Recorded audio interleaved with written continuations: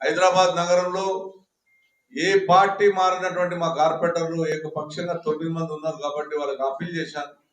మీరు ప్రజలెంబడి తిరగండి, వాళ్ళు ఎన్ని ఇబ్బందులు పెట్టినా సరే మన ఖచ్చితంగా ప్రజలు మనం గెలిపించారు. రేపు రాబోయే కాలంలో మీరు ఎన్ని కార్పొరేషన్ చేసుకున్నా మళ్ళా కేసీఆర్ నాయకత్వంలో మళ్ళా మనం ఇక్కడ జెండా ఎగరబోతాం, ప్రజల పక్షం నిలబడదామని చెప్పారు. ఖచ్చితంగా పనిచేస్తాం. మా ప్రజల ముఖ్యం, మాకు టూర్లు అవసరం లేదు. మాకు ఈ స్టడీ టూర్ పేరు మీద మీరు తీసుకుపోయి ప్రజాధనాన్ని నాశనం చేసే ప్రయత్నం చేస్తే 80% కుక్కడపల్లి కార్పొరేటర్ దానికి వ్యతిరేకమని చెప్పి కూడా నేను తెలియజేస్తా ఉన్నా.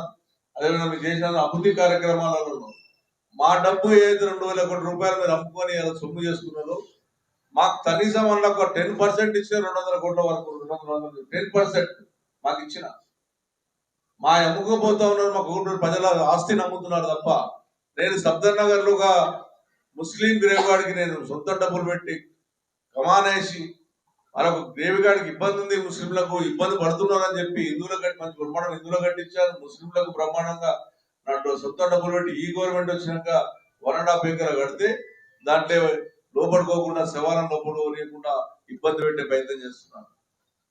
ఇది రాజకీయాలు ఎప్పుడు మంచిది కాదు.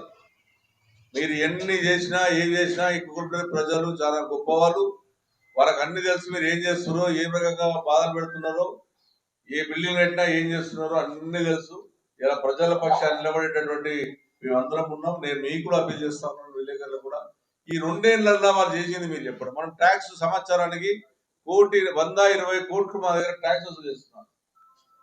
ఇంక ఇవి కాక ఈ 2,000 కోట్లు అమ్ముకునే హౌసింగ్ బోర్డు ల్యాండ్ కాక మళ్ళా సంవత్సరానికి సుమారుగా 120 కోట్ల రూపాయలు నా కుకుడుపల్లి కాన్సెషన్ ట్యాక్స్ కడుతుంది.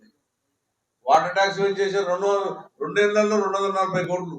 మీరు ఇచ్చింది ఎంత? నాకు మాకు 15 కోట్లు 20 కోట్లు. గతంలో 4 కోట్లు నెలకు జిహెచ్ఎంసీ వచ్చు, కేటీ రామారాజు నుంచి 20-25 కోట్లు నెలకు 30 కోట్లు తెస్తే ఆ రకంగా అభివృద్ధి జరిగింది.